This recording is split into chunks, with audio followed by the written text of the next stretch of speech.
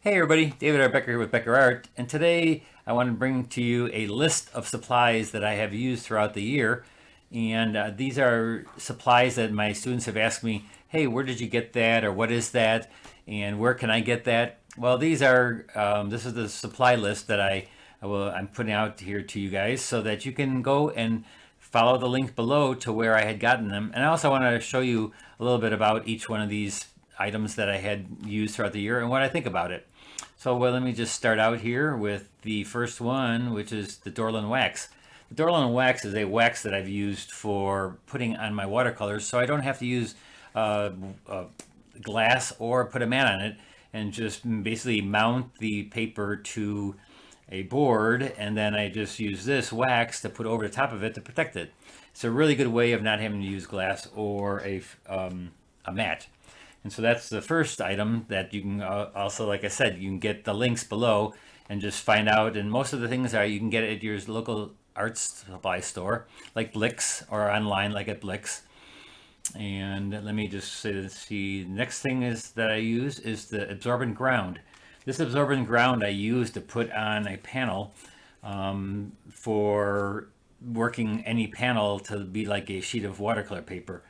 I just did this image right here. I just did this painting this weekend, and it's done on a hardboard, and I apply a gesso ground to it. The gesso ground is absorbent, so it absorbs this is a Holbein gouache that I have put on top of it, and I use like watercolor, and you can use watercolor, acrylics, but it's a ground, it's a gesso, basically a gesso ground that absorbs the pigment and makes your board, your hardboard, feel like a piece of paper. Very cool. The next item that we have here is Holbein watercolor set.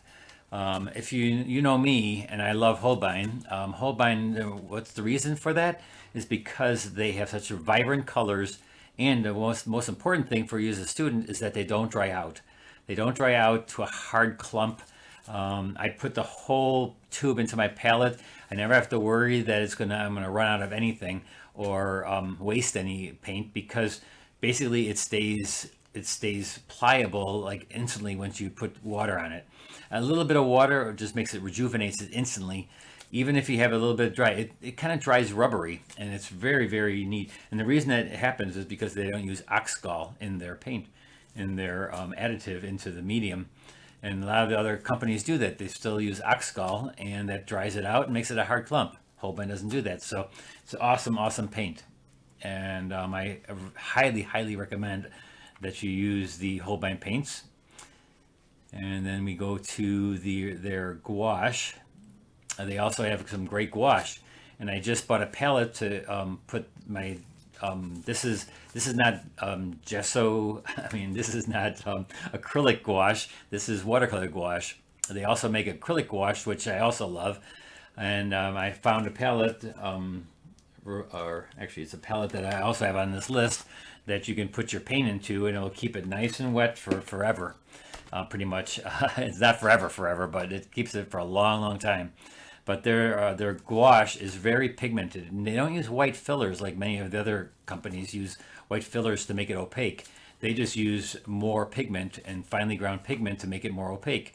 And that's the difference between a gouache and a watercolor, is that it's a finely ground pigment, and they add a lot more pigment to it to make it opaque. And where watercolor is very transparent, right? And so that's the difference between gouache and your transparent watercolors. But a great, great paint to use is gouache by Holbein. And again, like I said, they also make the acrylic gouache, which is really becoming popular. And again, get it at most of your art stores nowadays. You can find it at any art store. And then we go to our transfer paper. This is the transfer paper. I normally use a Richardson transfer paper that comes in a roll, but there's like 25 feet of that, and so you really don't need to buy something that much of it. But if you buy sheets, so you can buy sheets like this, where you just take, if they're too small a sheet, you just put two of them on top of each other for like a bigger area. And so that's the transfer paper I use. Again, the links are in the description. I also want to explain to you that this is transfer paper and not graphite paper. Graphite paper happens to be a little bit more messier, doesn't make it as dark, but with graphite paper you can erase. With this paper right over here, you cannot erase it. So that's the only other thing you have to watch out for. But for my students, I like to use the transfer paper because it just makes it a little bit darker a line. And usually you're covering up your lines anyways with the paint, so you really don't have to worry that you can't erase that line. And if you do want to erase a line, don't put it in with the transfer paper. Do it afterwards and then leave that spot available and just put a pencil line there instead of using your transfer paper. And not graphite paper. Like I said, I use transfer paper more than graphite paper. Our next item is a airbrush. And so this airbrush that I've gotten about 5 of these now. None of the big manufacturers of airbrushes make this type of thing yet. This is made for what is it called? It's a makeup, for makeup artists and stuff, and so they use it for putting on makeup.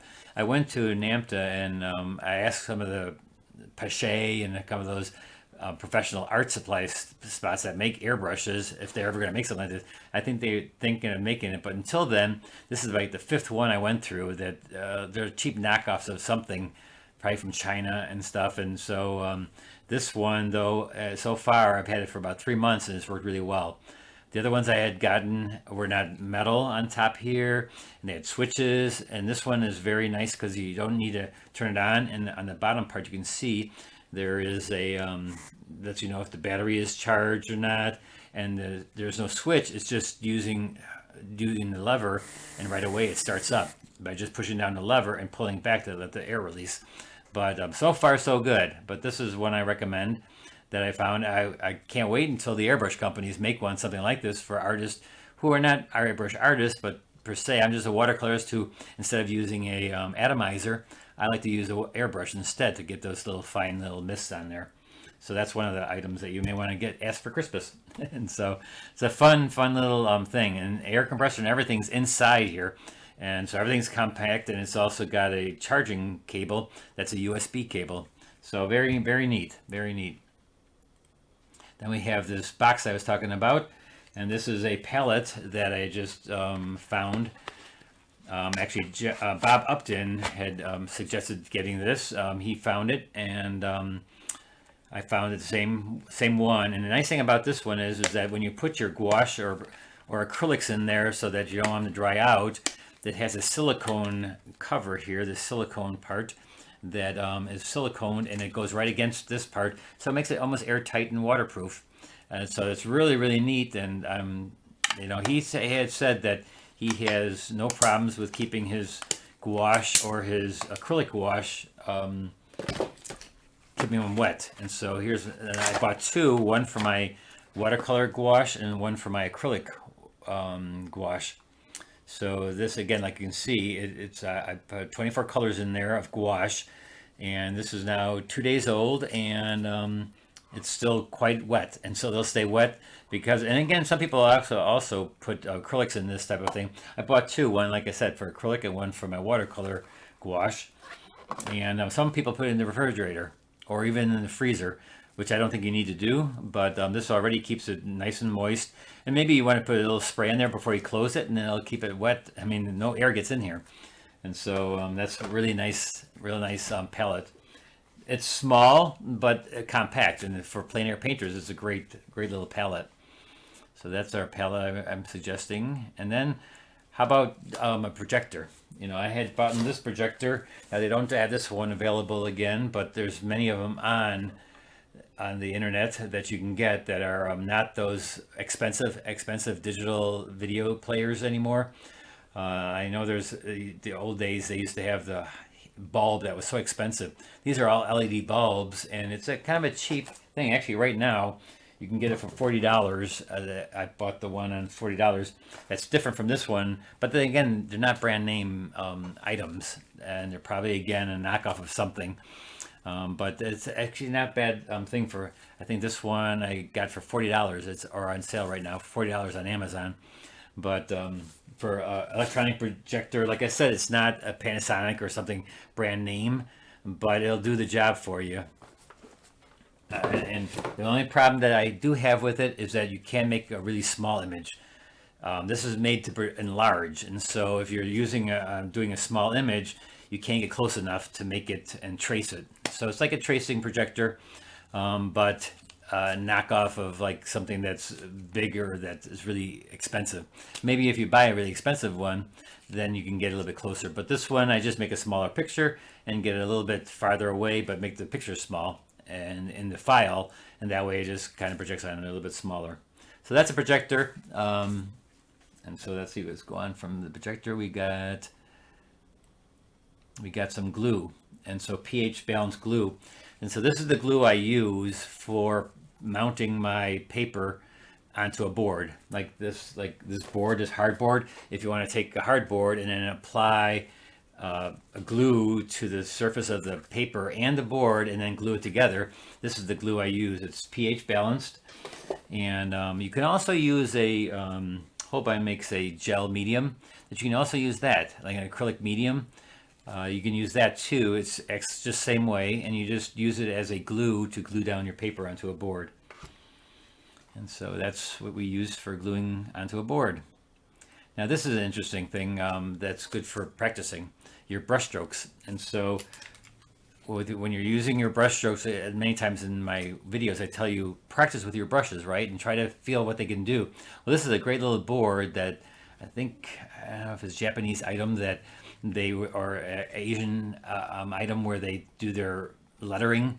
And so basically you do your brush strokes and with water, and it evaporates. Once it evaporates, it goes back to white. And so it's really a neat thing. Sometimes you'll see them in art stores where people can test your brushes out to see how they work.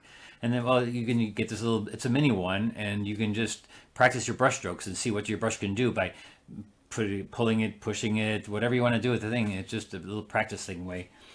I think they're called Buddha boards or something like that. But this one is really interesting. I have one. I couldn't find it at the moment, but I was going to show you, but I couldn't find it at the moment. But it's a really kind of neat thing to have. And so let's get rid of this. This is very interesting. I hadn't bought one of these yet, but I saw it, and I saw somebody post it on Facebook. And I just saw this thing, and I was like, oh man, I want to get one of these. And so it's basically what it does. It kind of makes a circle. It's a circle template, and it goes smaller and thin by just twisting around. And then you make your circle, your small circles, big or small. And for painting when you're drawing and stuff, this I think is going to be a kind of a neat thing.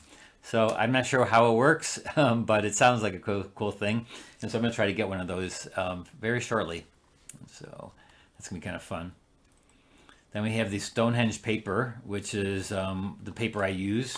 Stonehenge Aqua paper is a 300-pound cold press paper. And I like it better than Arches now for myself. I mean, there's a lot of people who like Arches, but I tend to like the Stonehenge Aqua cold press better.